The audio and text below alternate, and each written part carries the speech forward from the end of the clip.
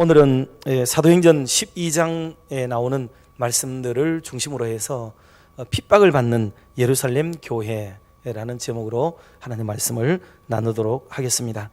어느 시대나 새 것이 등장을 하게 되면 그것을 쉽게 받아들이지 않습니다. 그것을 반역으로 알고 그리고 그것을 이제 스트라이크를 일으키는 것으로 여기게 되는 경향성은 역사 속에 줄곧 있어 왔던 그런 일인데, 유대교는 더 그랬습니다. 왜냐하면 유대교 자체가 너무나도 극단적 보수주의 경향을 가지고 있었기 때문에 이런 진보적인 성향으로 느껴지는 기독도당들의 모습은 용납할 수가 없는 그런 일이 됩니다. 그래서 노골적으로 이제는 이 배타적인 종교 간에 걸맞게 기독교를 몰아내고 타파하겠다는 의지를 강력하게 천명을 하고 나서는 게 이제 예루살렘의 교권주의자들의 행동이었다, 그렇게 볼 수가 있습니다.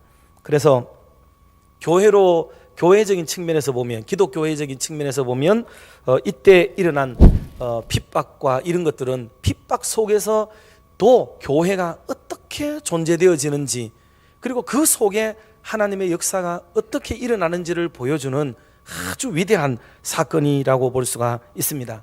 그리고 하나님의 능력에 의해서 교회가 어떻게 구원되어지고, 하나님의 사람들이 어떻게 보호되고, 그리고 하나님 기뻐하는 종들이 어떻게 구출되고, 그래서 기어이 하나님의 일을 하게 하고야 마시는지, 이런 것들을 극명하게 보여주는 사건의 연속이 이제 12장부터 일어나게 되어지고, 이제 이 사건 이후로부터 이제 또 사울의 출현이 일어나게 되면서 베드로의 시대들이 이제 다 지나가게 되는 그런 일들이 일어나게 되겠습니다.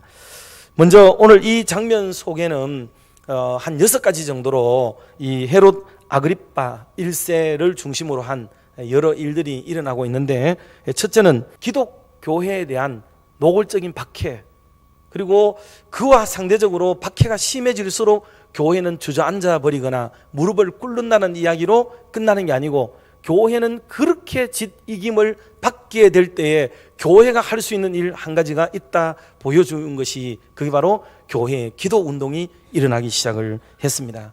이것이 놀랍게도 기독교 역사의 꼬리에 꼬리를 물고 끊임없이 반복되어지는 사건이 됩니다. 이것은 초대교회의 핍박만 그런 게 아니에요. 나중에 가면은 이 로마의 10대 박해가 일어날 때도 그러했고, 천주교의 박해가 일어날 때도 그랬고, 끊임없는 기독교가 박해, 탄압, 억압 이런 것을 받을 때마다 교회는 그때마다 뭐를 했느냐면 기도운동을 일으키는 그런 놀라운 역사를 보여주셨어요. 두 번째로는 처형 직전에 베드로를 감옥에서부터 구출해낸 사건인데, 이 사건도 단순한 하나의 사건이 아니라 이후로 일어날 수많은 하나님의 사람들을, 어떤 위기와 하나님께서 기뻐하는 백성들을 어떤 위경에 있을지라도 기어이 하나님이 책임지시고야 만다 하는 것을 보여주는 그런 놀라운 선제적 행동이라고 볼 수가 있습니다. 그리고 세 번째는 베드로가 그 기도하고 있는 성도들의 기도처를 방문하는 대목을 보이고 있어요. 여기서는 성도들의 연약한 모습, 그리고 믿지 못하는 우픈, 요즘 아이들 말로 슬프면서도 웃지만은 슬픈 그런 어떤 행동의 모습들, 믿노라 하면서도 믿음이 없는 현실적인 괴리감, 이런 것들을 보여주는 장면이 나오게 됩니다. 자, 그리고 네 번째는 탈옥의 결과 이 성내는 아주 시끄러워지게 되고, 거기서 정치적으로 자기의 영향력이 행사되지 못함을 깨달은 헤롯이 얼마나 속상해하고, 자기의 계획, 구도 한 번도 바뀌거나 실패된 적이 없었던 이 모든 일들이 수포로 돌아가게 되고, 그리고 기독교 탄압, 지도자들 박해, 이런 것들을 정책적으로 했었는데 이것이 무위로 돌아가고 실패로 돌아가고 말았다는 이 이야기는 우리에게 시사하는 바가 결론적으로 오늘 결론의 말씀이기도 한데 대단히 중요한 부분이라고 볼 수가 있겠습니다. 그리고 다섯 번째로는 결국은 신처럼 대접받기를 원했던 헤롯, 그는 영광을 자기가 다 얻으려고 했죠. 그리고 결국은 하나님께 영광을 돌리지 않은 나머지 비참한 결과를 가져오게 되었습니다. 그리고 마지막으로는 결론적인 말씀이 하나님의 승리, 그리고 교회의 부흥이 이루어진다. 그토록 교회를 탄압하고 박해하려고 시도하고 그것을 의도하면서 계획하고 시도했었지만 결국은 헤롯도 죽고 헤롯의 정책도 실패가 되어지고 오히려 기독교는 더 부흥하고 성장하게 되고 하나님이 이기셨다 하는 것을 보여주는 게 이게 12장의 전체적인 스토리라고 생각하시면 되겠습니다. 정치 지도자가 자기의 입지를 더 굳게 하기 위하여서 행하는 행동들이 뭘로 나타나느냐? 종교 탄압으로 나타나게 되는 거예요. 그래서 기독교가 그 시대에는 정치 지도자들, 특히 헤롯 임금은 분봉왕이에요. 분봉왕. 분봉왕은 로마가 이스라엘을 다 다스리고 있고 거기에 로마 사람이 직접 와서 관리가 되면 좀 유대인 민족들이 잘 따르지 않을 수도 있으니까 여기에 유대 민족들에게 친화력을 가지고 있는 임금을 하나 왕으로 떡 세우고 저쪽에는 황제가 있는 거죠. 황제가 있고 분봉으로 왕을 세워가지고 곳곳을 다스리게 하는 이런 정책을 폈어요.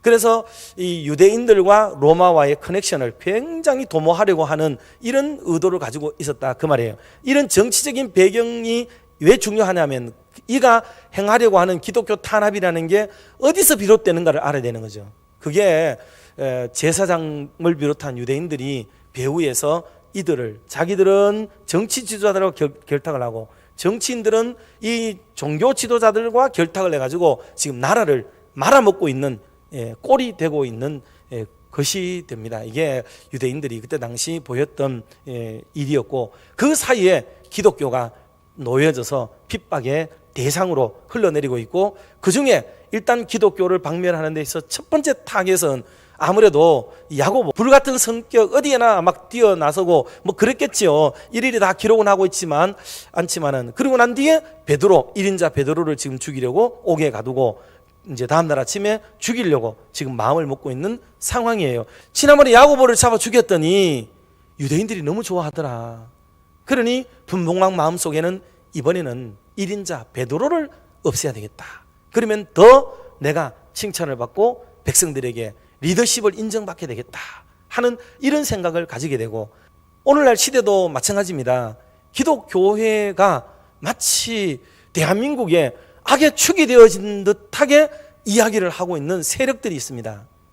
그리고 그것이 정말 그러한지에 대한 평가 또 내용 분석 그리고 그들이 가지고 있는 마인드, 방향성 이런 걸 전혀 고려하지 않고 또 지난날 기독교가 한국 앞에 대한민국이라는 역사 앞에 행해왔던 수많은 검증되어진 국익을 위해서 유익하게 행보했던 수많은 것들을 고려하지 않은 채 오직 지금에 일어나는 혹은 그것이 의도되었든지 그렇지 않든지 간에 그것을 가지고 기독교를 박멸의 대상으로 삼고 있다면 이거는 헤롯 대왕의 정치적인 모습과 너무나도 흡사하다. 그래서 교회는 어려움이 있으면은 교회는 기도하게 되고 그때 영성이 발휘되고 영적인 에너지가 소성하게 되어지고 그때 하나님을 신뢰하는 믿음이 생겨나고 주님의 역사가 일어나게 되는 것입니다. 사랑하는 성도 여러분, 사람이 하나님을 대적하면 안 됩니다. 하나님 앞에 고개를 함부로 들어서는 안 되는 거예요. 우리는 늘 겸손하게 하나님이 하시는 일, 사도행전의 주된 주인공은 성령입니다. 성령. 주격은 성령이에요.